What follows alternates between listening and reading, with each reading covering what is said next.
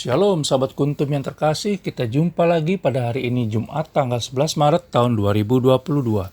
Kuntum hari ini mengambil tema, jagalah kehidupan rohani kita. Hari ini merupakan hari biasa dalam pekan Prapaskah yang pertama dengan warna liturgi ungu. Adapun struktur bacaan kita pada hari ini terdiri dari bacaan pertama, diambil dari kitab Yesaya 18 ayat 21 sampai dengan 28, Mazmur tanggapan diambil dari Mazmur 130 ayat 1 sampai dengan 8, bait pengantar Injil diambil dari kitab Yehezkiel 18 ayat 31, sementara bacaan Injil sendiri diambil dari Injil Matius 5 ayat 20 sampai dengan 26. Baik sahabat kuntum yang terkasih, saya akan bacakan Injil kita pada hari ini yang diambil dari Injil Matius 5 ayat 20 sampai dengan 26. Maka aku berkata kepadamu, jika hidup keagamaanmu tidak lebih benar daripada hidup keagamaan ahli-ahli Taurat dan orang-orang Farisi, sesungguhnya kamu tidak akan masuk ke dalam kerajaan sorga. Kamu telah mendengar yang difirmankan kepada nenek moyang kita, jangan membunuh. Siapa yang membunuh harus dihukum. Tetapi aku berkata kepadamu, setiap orang yang marah terhadap saudaranya harus dihukum.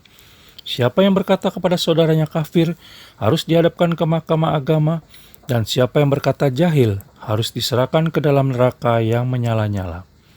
Sebab itu, jika engkau mempersembahkan persembahanmu di atas mezbah, dan engkau teringat akan sesuatu yang ada dalam hati saudaramu terhadap engkau, tinggalkanlah persembahanmu di depan mezbah itu, dan pergilah berdamai dahulu dengan saudaramu. Lalu kembali untuk mempersembahkan persembahanmu itu. Segeralah berdamai dengan lawanmu selama engkau bersama-sama dengan dia di tengah jalan, supaya lawanmu itu jangan menyerahkan engkau kepada hakim, dan hakim itu menyerahkan engkau kepada pembantunya, dan engkau dilemparkannya ke dalam penjara. Aku berkata kepadamu, sesungguhnya engkau tidak akan keluar dari sana sebelum engkau membayar hutangmu sampai lunas. Demikianlah sabda Tuhan, terpujilah Kristus. Sahabat kuntum yang terkasih, dalam bacaan Injil kita pada hari ini, Yesus Kristus menantang kita agar membangun kehidupan yang lebih bersahaja dibandingkan dengan orang Farisi dan ahli-ahli Taurat. Yesus Kristus menantang kita membangun hidup keagamaan yang fokus kepada Allah Tritunggal Maha Kudus dan melakukan segala perintah-Nya.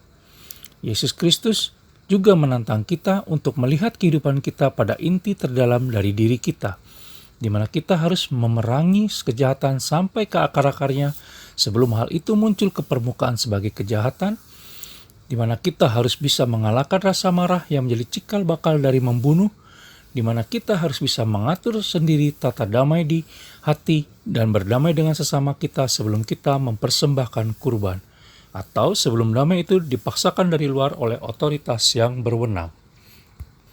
Mengapa demikian? Karena dalam kehidupan sehari-hari, kita cenderung membandingkan kualitas hidup kita dengan kualitas hidup orang lain.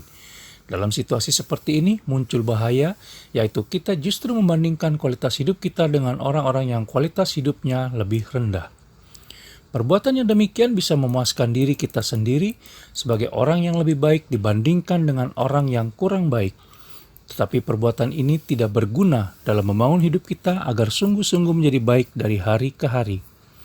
Kalau kita mau membangun hidup yang berkualitas, maka bandingkanlah diri kita dengan orang-orang yang berkualitas lebih baik dari kita, bukan membandingkannya dengan orang yang berkualitas lebih rendah dari kita.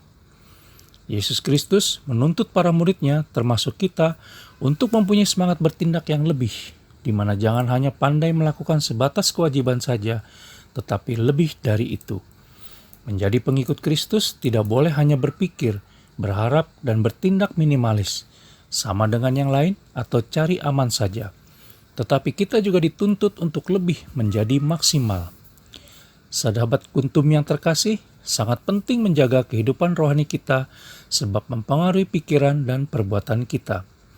Pikiran yang dikuasai dan dipenuhi kebenaran Allah Tritunggal Maha Kudus akan mampu membendung pikiran yang berasal dari kebenaran dunia dan dari kuasa kegelapan kejahatan. Selain itu, akan menguatkan iman dan mendorong hati kita memiliki perasaan belas kasihan sehingga kita mampu berbuat kasih kepada orang lain. Sahabat kuntum yang terkasih, dengan menjaga kehidupan rohani kita selaras dengan pikiran, perasaan, dan perbuatan seperti yang telah diteladankan oleh Yesus Kristus, maka kita dapat masuk ke dalam kerajaan surga sebagaimana tertulis dalam Injil Matius 5 ayat 20 dan beroleh kehidupan kekal. Terima kasih, selamat pagi dan salam.